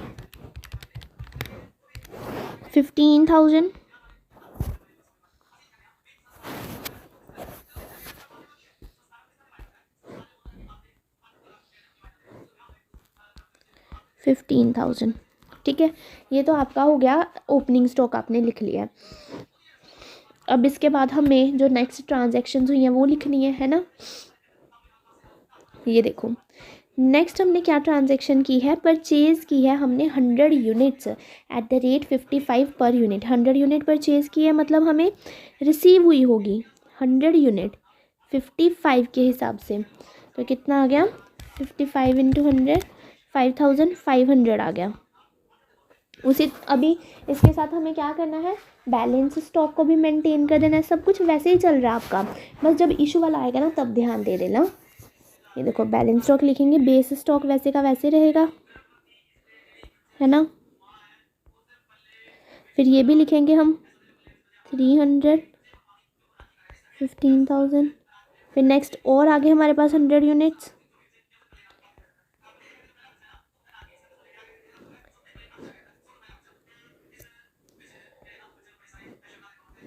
देन हमने क्या किया है, इशू की है 400 यूनिट्स। अब देखना इशू के केस में हमें कैसे करना है। 400 यूनिट्स हमने इशू कर दिया। अब लास्ट इन फर्स्ट आउट है, तो कौन सी वाली लेंगे, ये बेस स्टॉक तो छेड़ नहीं सकते हैं।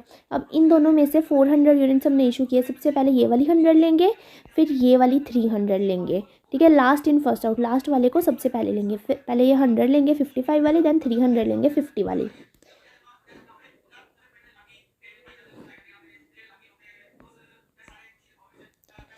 पहले हम 100 लेंगे, देन हम लेंगे 300 यूनिट्स। पहले 100 लेंगे 55 वाली, देन 300 लेंगे 50 वाली, ठीक है। लास्ट इन फर्स्ट आउट में बस यही चेंज है, फर्स्ट इन फर्स्ट आउट में हम पहली वाली लेते हैं, लास्ट इन फर्स्ट आउट में हम लास्ट वाली पहले लेते हैं।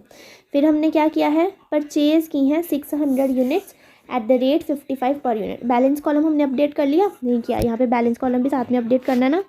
100 यूनिट्स थी, 50 वाली बेस स्टॉक वैसे का वैसे रहेगा। उसके बाद कोई और यूनिट तो बची नहीं, पूरी की पूरी हमने इशू कर दी है, ठीक है। फिर हमने क्या किया है, परचेज़ की हैं 600 units at the rate 55 per unit. 600 units अब हमारे पास आ गई हैं 55 के हिसाब से। 600 इंटू 55 33,000, ठीक है। अब बैलेंस वाला कॉलम अपडेट कर दो, 100 तो बेस स्टॉक आपका रहेगा ही।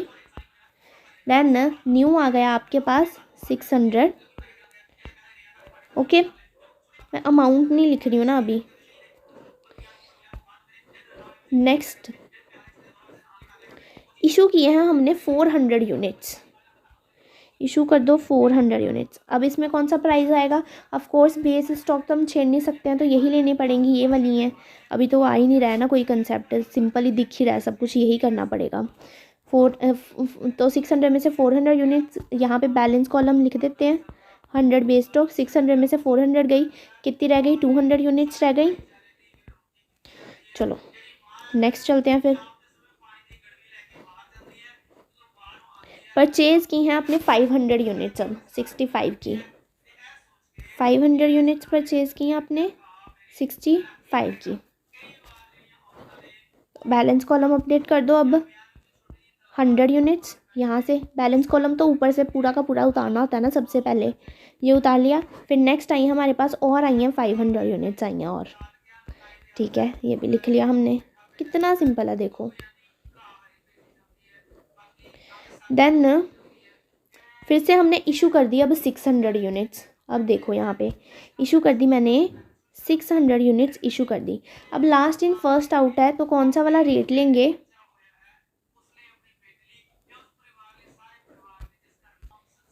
पूरा फिर 600 मैंने लिख दिया है। एक मिनट, 600 यूनिट्स इशू करनी है ना। अब लास्ट इन फर्स्ट आउट है, तो मतलब कि अब सबसे पहले हमें यहाँ से गुड्स लेनी पड़ेगी, जो लास्ट में लिखी हुई है ना, सबसे पहले वो जाएंगी। तो सबसे पहले 500 जाएंगी यहाँ से, बची 100 और, क्योंकि 600 इशू करनी है ना, तो 100 कहाँ से जाएंगी, यहाँ से 100 जाएंगी। 100 जाएंगी 55 वाली एंड 500 जाएंगी 65 वाली। बैलेंस कॉलम अपडेट करो। 100 बेस स्टॉक वाला उतार लिया हमने, ये तो ख़त्म हो गया हमारा। इसमें कितनी यूनिट्स बची हैं, 100 बची हैं सिर्फ। समझे, ये डिफरेंस था last in first out and first in first out में। अभी आगे क्या बोला उन्होंने, फिर परचेज़ किए हमने 800 यूनिट्स 70 के हिसाब से। 800 यूनिट्स 70 के हिसाब से बैलेंस कॉलम अपडेट कर दो। ये वैसे का वैसे उतार लेंगे बैलेंस कॉलम को सबसे पहले, फिर जो चेंजेस हुए हैं वो देख लेंगे। 800 यूनिट्स और आई हैं हमारे पास, बस सिंपल। देन फिर इशू किया हमने 500 यूनिट्स, कर दो इशू 500 यूनिट्स। फिर अब लास्ट इन फर्स्ट आउट है, तो मतलब सबसे पहले हमें कहाँ से लेनी पड़ेंगी, ये 800 से लेनी पड़ेंगी। तो 800 से ही सारी आ जाएंगी। बैलेंस कॉलम अपडेट कर दो, ये वैसे का वैसे उतर जाएगा, ये भी वैसे का वैसे उतर जाएगा। अब इस 800 में से हम 500 यूज़ कर चुके हैं ना, तो कितनी बची है आपके पास, 300 ही सिर्फ बची है। बस इतना ही सिंपल था ये। नेक्स्ट देखो क्या बोला है, फिर इशू कर दिया हमने 200 यूनिट्स, इशू कर दिया हमने 200 यूनिट्स। अब 200 units last in first out, मतलब कि यहाँ से सबसे पहले जाएंगी, ये 300 वाले से जाएंगी सबसे पहले, तो यहीं से पूरी हो जाएंगी। अब बैलेंस कॉलम अपडेट करो। 100 50 वाली, ये 100 भी सेम रहा है 50 वाली। अब इस 300 में से 200 गई हैं, तो कितनी बची हैं, 100 बची हैं 70 वाली। सिंपल। नेक्स्ट परचेज़ की हैं आपने 500 यूनिट्स 75 की। 500 यूनिट्स आपने परचेज़ की हैं 75 की। बैलेंस कॉलम अपडेट कर दो। 100 तो बेस स्टॉक वाली हैं, यहीं से उतार रहे हैं। इसे भी वैसे का वैसे उतार देंगे, कोई चेंज नहीं आया है। इसे भी वैसे का वैसे उतार देंगे, कोई चेंज नहीं आया है। फिर आपके न्यू यूनिट्स ज़रूर आई हैं 500, उन्हें ऐड कर देंगे बस, ठीक है। नेक्स्ट क्या किया है आपने, इशू की हैं 400 यूनिट्स, इशू कर देते हैं 400 यूनिट्स, हम 400 यूनिट्स इशू कर देते हैं। लास्ट इन फर्स्ट आउट जाएगा, यहीं से चली जाएंगी सारी की सारी, 75 आ जाएगा। बैलेंस कॉलम अपडेट करो, 100 वैसे का वैसे रहा, ये 100 भी वैसे का वैसे रहा, ये 100 भी वैसे का वैसे रहा। अब इस 500 में से कितनी बची हैं, 400 इशू हो चुकी हैं, बच्ची कितनी, 100 बची हैं, ठीक है। बहुत ही सिंपल है ये सम। मेरे को तो लग रहा है आप बच्चों को बोर हो रहा होगा ना ये सम करके, इतना सिंपल है। परचेज़ किए हैं हमने 300 units at the rate 80 per unit के हिसाब से, तो कर लो परचेज़। फिर रिसीट कॉलम में लिख दो कितनी यूनिट्स परचेज़ किए हैं, 300 यूनिट्स परचेज़ किए हैं 80 के हिसाब से। बैलेंस कॉलम अपडेट कर दो बस, लास्ट में सारा वैसे का वैसे उतर जाएगा, 100 उतर जाएंगी, फिर 100 है 50 वाली हैं, फिर 100 है 70 वाली हैं, फिर 100 है 75 वाली हैं, फिर 300 आ गई हैं 80 वाली, और ये आपका ख़त्म हो जाता है लीफो मेथड से भी स्टॉक लेजर अकाउंट। सिंपल था FIFO method and LIFO method भी, दोनों ही सिंपल थे और बहुत ही बोरिंग मेथड थे, बस आपको वैल्यूज़ उठानी है और डालते जानी है। ये था आपका स्टोर लेजर। स्टोर लेजर बहुत ही सिंपल क्वेश्चन है ये, बस इनमें यही होता है आपको स्टोर लेजर बनाना है, आउटफ्लो और इनफ्लो रिकॉर्ड करना है, और इशू के टाइम पे आपको वैल्यू नहीं पता होती है तो वो इशू के टाइम पे आपको वैल्यू निकालनी पड़ती है। अब illustration number 7 and illustration number 7 है आपके फीफो मेथड पे, ये आपका होमवर्क रहेगा। इलस्ट्रेशन नंबर 8 है आपके लीफो मेथड पे, ये भी आपका होमवर्क रहेगा, ठीक है। मैं क्लास में नहीं करवाने वाली हूँ। अब इलस्ट्रेशन नंबर 9 पे चलते हैं हम। अब देखो आपकी इलस्ट्रेशन नंबर 9, 10, 11 बहुत ही सिंपल इलस्ट्रेशन है, तो ये मैं आपको बुक से ही करवा दूँगी। आपको स्टोर्स लेजर अकाउंट प्रिपेयर करना है, showing pricing of material issues on replacement price basis from the following particulars. अब इन्होंने बोला है रिप्लेसमेंट प्राइस बेसिस के ऊपर आपको ये मेथड लगाना है और आपको स्टोर्स लेजर अकाउंट शो करना है। ऐसे मैंने आपको बोला था अनलिमिटेड वेज हो सकते हैं मेथड्स, आपको बहुत सारे मेथड्स दे देगा। जो मेन थे simple average, weighted average, FIFO and LIFO, वो मैंने आपको करवा दिया। उसके बाद ये चिटर बिटर मेथड्स हैं, और ये मेथड्स इतने सिंपल है ना, मतलब आपको क्वेश्चन देख के समझ आ जाएगा क्या करना है। देखो सबसे पहले आपको ओपनिंग बैलेंस दे रखा है eight the rate ₹4 per unit, तो ओपनिंग बैलेंस तो हम अपने स्टोर्स लेजर में डाल लेंगे। ये देखो यहाँ पे हमने अपना ओपनिंग बैलेंस डाल लिया, 400 यूनिट्स, ₹4 से 1600 आ गया, ठीक है। नेक्स्ट उन्होंने क्या बोला है, रिसीव की हैं हमने 100 यूनिट्स एट द रेट 4.10, तो यहाँ पे लिख दो रिसीव की हैं 100 यूनिट्स 4.10 के रेट पे 410 आ गया। बैलेंस कॉलम भी अपडेट कर दो, 400 प्लस 100 आ गई 500, 1600 प्लस 410 करके आ गया 2010 आ गया। अब यहाँ पे भी हमने रेट नहीं लिखे हैं, just like simple average method, ठीक है। यहाँ पे भी रेट लिखने का कोई मतलब नहीं होता, सिर्फ वेटेड एवरेज में रेट लिखने का मतलब था, मैंने आपको बता दिया। अब जितने भी आप ये चिटर पिटर मेथड पढ़ने वाले हैं ना, इन सब में किसी में भी रेट नहीं लिखे जाएंगे, क्योंकि मैंने आपको रीज़न बताया ना, वेटेड एवरेज में तो रीज़न बन रहा था, लॉजिक बन रहा था, इसलिए हमने रेट लिख दिए। इन बाकी चीज़ों में लॉजिक नहीं बनता रेट लिखने का, इसलिए हम रेट नहीं लिखते हैं। क्योंकि देखना, इन्होंने इशू करने के अलग से ही अपने प्राइस बना रखे हैं, तो फिर अभी आप यहाँ पे कुछ अपने यहाँ से प्राइस उठा के लिख दोगे तो फिर वो मैच नहीं ना करेंगे, इसलिए जो मैंने आपको पहले रीज़न बताया था वही है, ठीक है। तो ये रिसीव वाली बात हो गई। फिर उन्होंने बोला हमने इशू की हैं 300 यूनिट्स। अब इशू की हैं आपने 300 यूनिट्स, अब इशू का क्या प्राइस लेना है, रिप्लेसमेंट प्राइस मेथड बोला, इसमें क्या बोला होगा, देखो इन्होंने ना नीचे हमें रिप्लेसमेंट प्राइस ही बता दिया वेरियस डेट्स पे। 15 तारीख को हमने इशू की हैं, 15 तारीख का रिप्लेसमेंट प्राइस बता दिया है 4.20, तो इशू कर देंगे हम 4.20 से। 15 तारीख को इशू कर देंगे, कितनी यूनिट्स हमने इशू करनी है, 300 यूनिट्स करनी है, 4.20 हमें रेट दे रखा है, उस अकॉर्डिंग इशू कर देंगे। फिर अपना बैलेंस कॉलम भी अपडेट कर देंगे हम, 500 यूनिट्स, ये देखो 500 कहाँ पे है हमारा, ऐसे था ना, हाँ ऐसे था, 500 यूनिट्स पहले से पड़ी हुई हैं, उसमें से हमने इशू कर दी 300 यूनिट्स, कितनी बची 200 यूनिट, 2010 था पहले अमाउंट, उसमें से हमने यूज़ कर ली 1260, कितनी अमाउंट बची 750 अमाउंट बची। रेट तो हमें लिखना नहीं है, बस ये सिंपल है, ऐसे ही है। जहाँ पे आपको रिसीव हुआ है वहाँ पे रिसीव लिख दो, जहाँ पे आपको इशू है वहाँ पे आपको इशू के अलग से प्राइस दे रखे हैं, तो झंझट ही क्या, नॉर्मल सा स्टॉक लेजर अकाउंट बना दो। कितना सिंपल है, करना होगा तो ये क्वेश्चन कर लेना, नहीं भी करोगे तो चलेगा क्योंकि बहुत ही सिंपल क्वेश्चन है।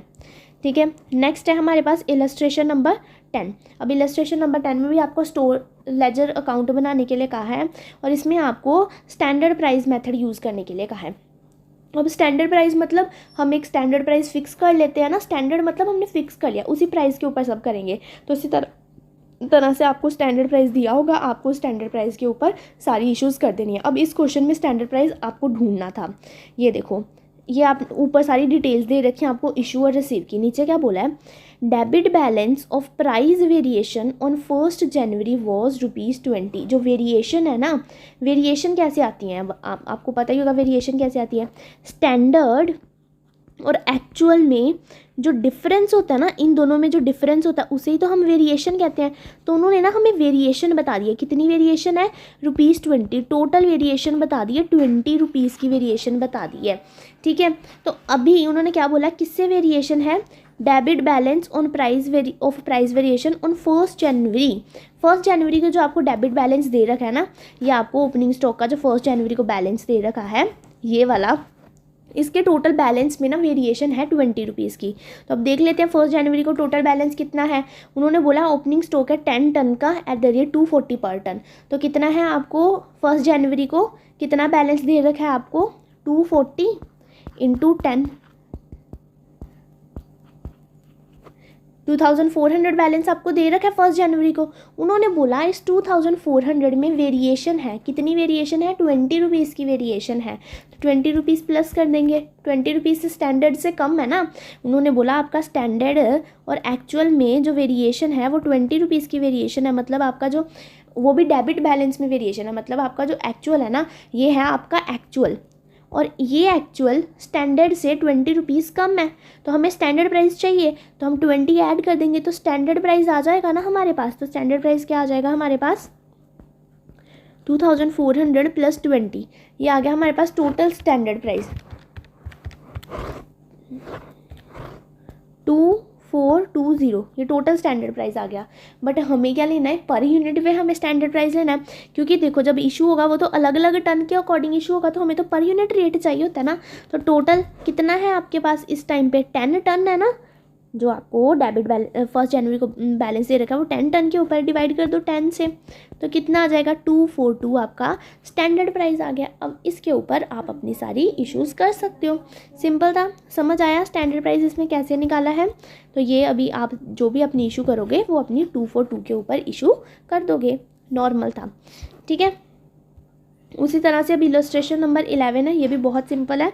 इन्होंने डिटेल दे रखी है, रिसीट, उनके प्राइस एंड इशू की क्वांटिटी दे रखी है। आपको निकालने के लिए क्या क्या बोला है, सबसे पहले उन्होंने बोला है सिंपल एवरेज निकाल लो फेब्रवरी रिसीट्स की। फेब्रवरी में कितनी रिसीट्स हुई हैं, ये 2 रिसीट्स हुई हैं, इनकी सिंपल एवरेज निकाल लो। सिंपल एवरेज कैसे निकलती है, अमाउंट्स की सिंपल एवरेज निकलती है ना, 12 प्लस 16.90 डिवाइडेड बाई 2 कर लेना, आपकी सिंपल एवरेज आ जाएगी। ये क्वेश्चन भी सिंपल था, फर्स्ट वाला पार्ट तो इसका सिंपल था। नेक्स्ट उन्होंने क्या बोला है, व्हाट आर द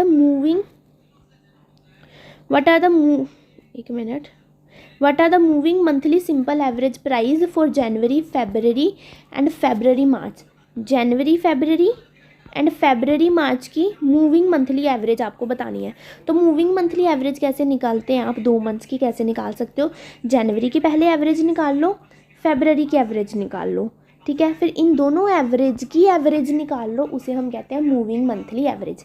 कैसे निकलती है मूविंग एवरेज, सबसे पहले जनवरी की एवरेज निकाल लो, फिर फेब्रवरी की एवरेज निकाल लो, फिर इन दोनों एवरेजेस की एवरेज निकाल लो, उसे हम कहेंगे मूविंग मंथली एवरेज।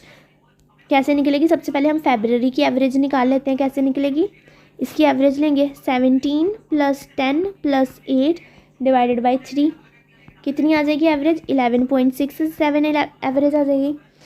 फिर हम फेब्रवरी की एवरेज निकाल लेंगे, 12 प्लस 16.90 डिवाइडेड बाई 2, कितनी आ जाएगी 14.45 एवरेज आ जाएगी। दोनों की एवरेज आ गई जनवरी और फरवरी की।